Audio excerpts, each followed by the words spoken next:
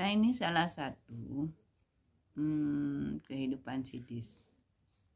Jadi, dan tidak ada sidis-sidis yang lain yang ada di Indonesia, mungkin di Aceh. Karena apa? Karena anak-anak kita kan kita paksakan supaya anak-anak bisa. Kadang-kadang guru juga sudah melakukan malpraktek. Karena apa? Anak sudah dikondisikan yang masih di taman kanak-kanak seperti anak-anak yang sudah berada di SD yang usianya jauh berbeda.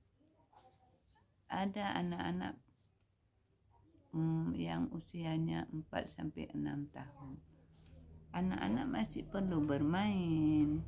Namun di situ anak-anak tidak diberikan kesempatan bermain, kesempatan menulis. Kalau mengajarkan calistung bisa, namun teknik dan cara penyampaian, cara melakukan kepada anak jangan dilakukan seperti anak-anak di SD. Ada seperti video yang telah saya sampaikan tempo hari. Nah, bisa dilakukan dengan kegiatan bermain, dan tidak perlu kita membeli banyak bahan-bahan yang harus kita beli. Guru harus kreatif menggunakan membuat sarana, setidaknya membuat kartu-kartu angka, kartu-kartu huruf. Nah, di situ nanti anak-anak akan dapat diajarkan cara-cara membaca yang patut dan menyenangkan. Nah, dalam hal ini guru-guru harus belajar terus dan belajar. Nah, sidis ini salah satu yang di buku ini masih banyak cerita-cerita tentang cerita yang ujung-ujungnya itu anak tersebut tidak sesuai dengan yang diharapkan. Anak-anak kita harapkan ketika dia masih kecil, dia tumbuh ceria, dia tumbuh berkembang sesuai dengan kondisinya, dan anak-anak diperlakukan sebagai anak-anak, bukan diperlakukan sebagai orang dewasa melalui komunikasi. Dan orang-orang tua komunikasi dengan anak-anak berbeda komunikasi dengan orang dewasa, dan banyak orang tua yang perlakukan anaknya seperti orang dewasa. Nah, ini banyak, bukan banyak, masih ada, karena saya pernah dengar, kamu itu loh, kamu harus begini, harus begitu, harus belajar. Sebenarnya anak-anak bermain juga belajar. Orang tua hanya memikirkan dia menulis di papan tulis itu belajar, menulis di kertas, di buku itu belajar. Sebenarnya anak-anak menulis, coba kita tulis angka 1, menulis di awang-awang juga belajar. Namun itu jarang dilakukan baik guru maupun orang tua. Coba diajarkan. Kita sekarang menulis angka 2 karena kita berhadapan dengan anak. Kita harus ambil yang terbalik, ini angka 2, tarik turun. Nah, ini angka 2, coba kamu tulis angka 2 di awang-awang, bisa nggak? Nah, lalu setelah selesai itu kita kan bisa membuat, coba kita menulis huruf A di awang-awang, nah huruf B di awang-awang. Terus nanti kan percakapan untuk belajar membaca tidak langsung kita memperlihatkan ada buku yang ada huruf ABC-nya ada. Kita kan bisa belajar bersama anak dengan membuat kata. Kasih nampak satu gambarnya, gambar ayah, ada tulisan ayah. Ini huruf A. Terus kita membuat kata dari kata huruf A. Coba mama duluan ya. Ayah, ini ayah. Terus apa lagi ya? Adik, kita sebut lagi. Jadi untuk merangsang daya ingatnya, untuk merangsang daya pikirnya, dia kan sedang mendengarkan, berpikir. Lalu dia pasti menjawab, abang, waduh bagus, 100 kontennya. Setelah kita membuat kata A ya, terus kita sebut lagi, adik, coba kamu sebut, ayo sayang sebutkan apa lagi ya, abang, kamu pintar, benar abang, ada lagi nggak ya? Yuk kita sama-sama pikir, nanti akan dia pikir asam, asin, apa lagi ya, dia berpikir, nanti dia sebut awan, dia banyak dia sebut. Itu sudah belajar membaca, sudah pernah membaca itu. Ini nggak usah susah. Terus menulis di awang-awang, kita buat huruf I, kayak hujan ya, ada titiknya di atas, itu huruf I. Ayo diulangi anak-anak kan pada umumnya dia berulang-ulang, kalau kita sampaikan berulang-ulang. Lalu I, kalau I kita buat huruf menjadi kata dari huruf I apa ya, ibu, dia bilang. Dia kan sudah berpikir, dia sudah bisa. Kita bisa lagi merangsang lagi otaknya untuk berpikir. I apa lagi, I itik, dia bilang.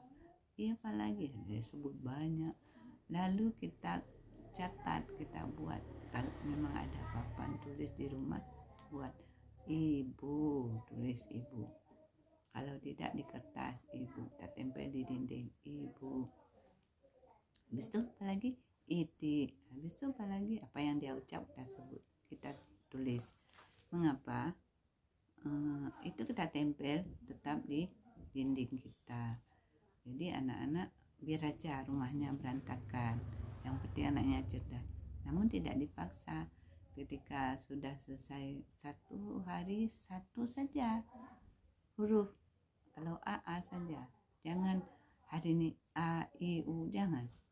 A saja, sudah selesai. Besok kita ulang lagi huruf yang sama, kita buat huruf I. Jadi kita nggak perlu kita suruh anak-anak kita ikut les sama orang.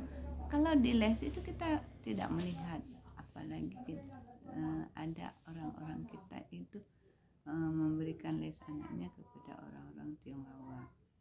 Terus saya lihat atau bersama orang-orang lain ya.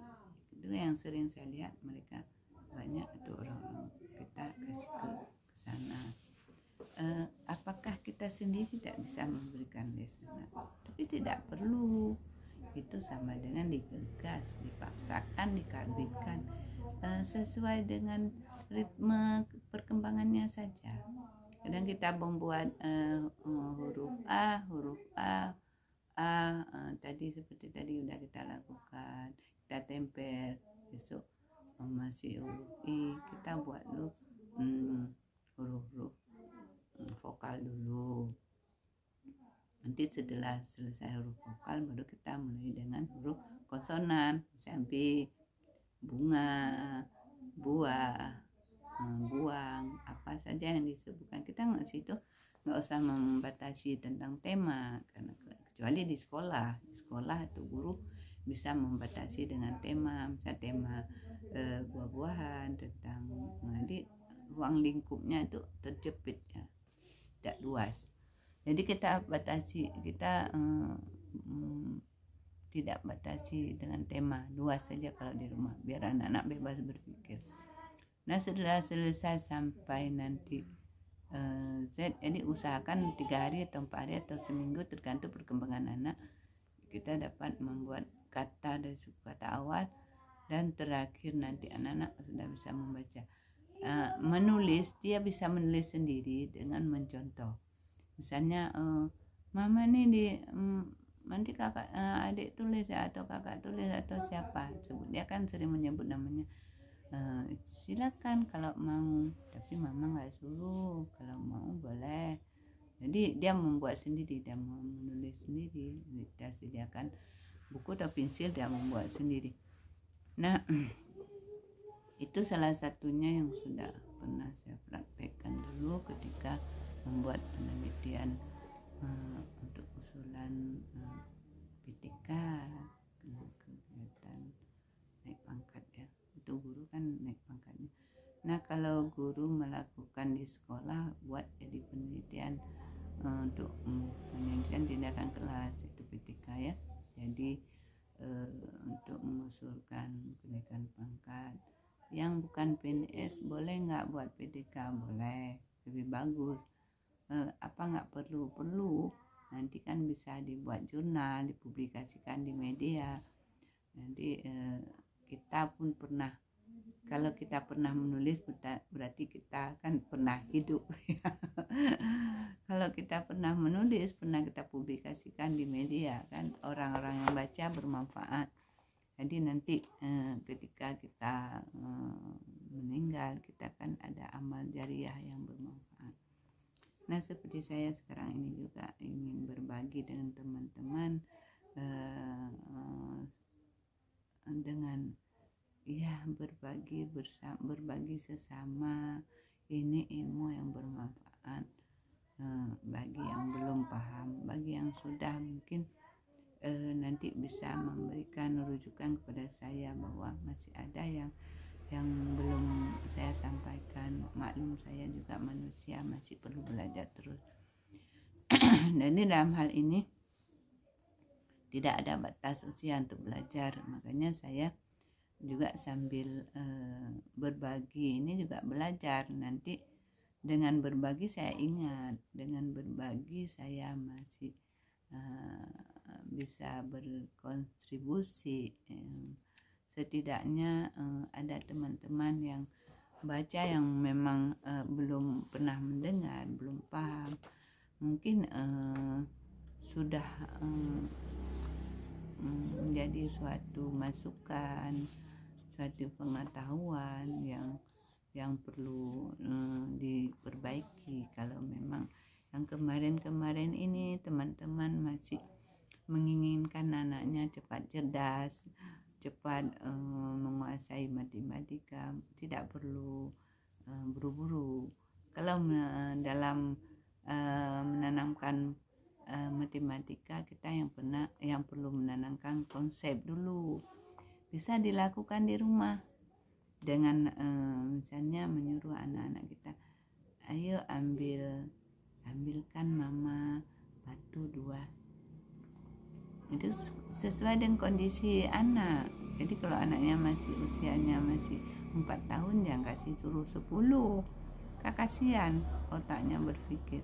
Karena nanti ketika dia memberikan yang tidak tepat, nanti kalau kita tidak pandai memberikan pujian, nanti dia akan merasa aku salah, selalu salah. Aku tidak pandai. Dia nanti akan menanamkan kepada batinnya itu, aku bodoh, aku tidak pandai. Bukan itu.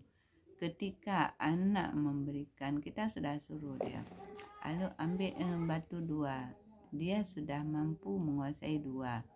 Kita suruh 2, dia bawa mungkin 3, atau dia akan terlupa atau mencoba, atau bagaimana ya, tidak fokus.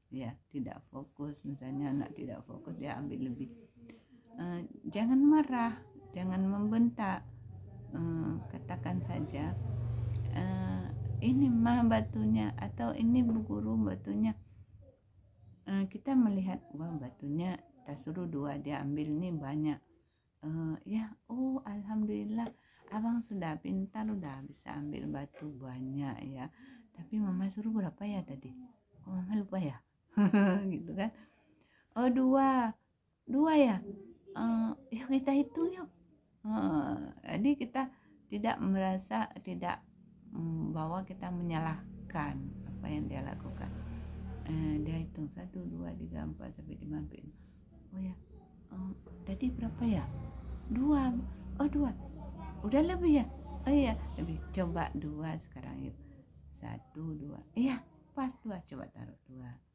Nah, kalau jika kita sudah ada menyiapkan angka 2, mana ya angka 2 di sini? Ini kan Mama sudah buat angkanya banyak sekali.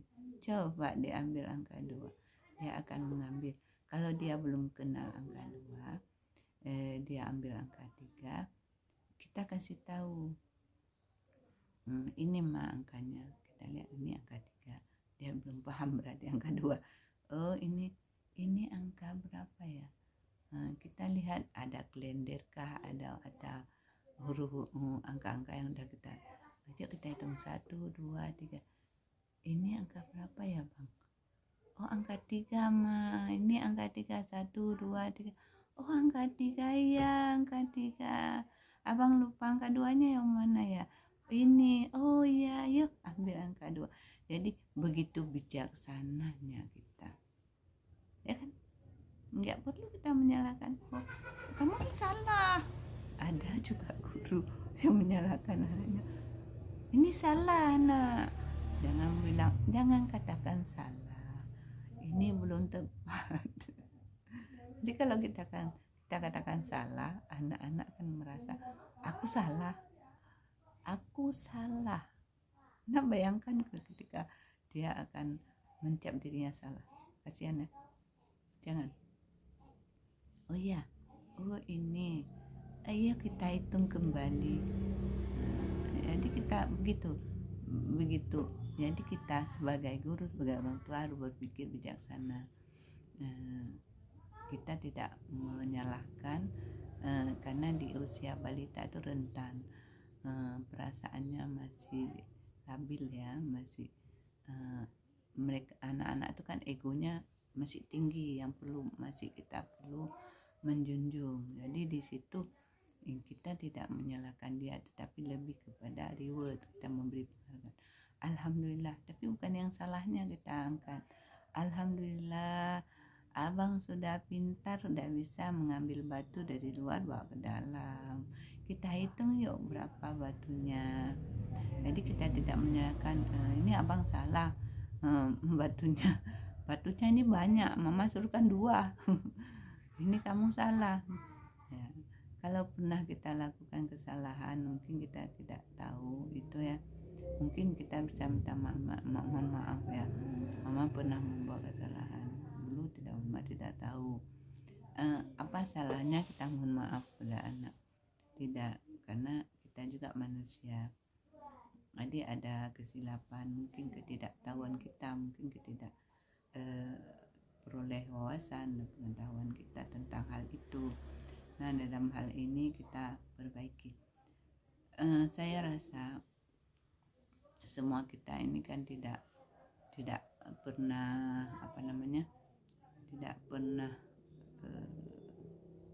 tidak pernah luput dari kesalahan, dari kesilapan. Selalu kita dalam mendidik emosi. Mungkin juga saya dulu ketika saya masih anak-anak saya masih kecil, saya belum mendapat pendidikan karakter. Saya mungkin mendidik juga salah. Jadi mendapat pendidikan karakter itu saya tahu ketika habis tsunami itu diundang oleh Ibu Megawati, istri Menteri kita Pak Sofian Jalil. Itu banyak hal ilmu yang kami peroleh di situ. Nah, dan setelah itu kita baca dan baru terbuka pikiran kita untuk memperoleh ilmu-ilmu yang sebenarnya kita telah melakukan kesalahan di awal. Nah, kita boleh minta maaf pada anak-anak kita yang udah dewasa yang salah didik mungkin. Mungkin ya kita ingat lagi didikan yang kita berikan telah berlalu ya. Nah, sekarang kembali kepada generasi selanjutnya, cucu mungkin yang ada cucu, mungkin yang belum ya, untuk murid, untuk siapa, dia perbaikilah yang salah itu tidak dilakukan, tidak diulangi ya. Mungkin untuk anak-anak yang digagas memang contoh-contoh sini masih banyak, jadi saya tidak bisa menyampaikan dalam waktu yang sama. nanti akan kita sampaikan kembali mungkin di part 3 ya. Sekian dulu. Jadi teman-teman semua pemirsa yang dirahmati Allah ya, mohon bantuannya untuk subscribe dan nonton video ini sampai selesai, tidak gagal paham, karena yang saya sampaikan juga saya ini kan tidak selalu benar ya, namanya manusia, mungkin banyak juga kesalahan-kesalahan yang saya lakukan yang tidak sengaja ya. Ya, kesalahan yang saya lakukan yang tidak sengaja. Kalau sengaja mungkin kita tidak melakukan, mohon maaf ya. Saya akhiri, jangan lupa subscribe ya biar channel saya ini kan channel Sekolah Nur Laila ya. Mungkin di sini saya bahas tentang karakter, tentang nanti ke depan akan saya bahas tentang alat peraga yang ada di TK, karena alumni guru TK, kepala sekolah TK dan pengawas TK. Jadi kita harus berbagi. Mungkin teman-teman yang di pelosok mungkin tidak memperoleh ilmu, mungkin tidak memperoleh wawasan tentang ini ya. Dalam hal ini juga saya baru maksudnya baru berkecimpung di dalam kegiatan YouTube ini ya, baru ya. Mohon bantuannya ya sayang ya semuanya. Saya akhiri, assalamualaikum warahmatullahi wabarakatuh. Semoga semua yang menonton video ini sehat walafiat, dimudahkan rezekinya dan diberkahi rezekinya dan panjang umur yang berkah, amin amin ya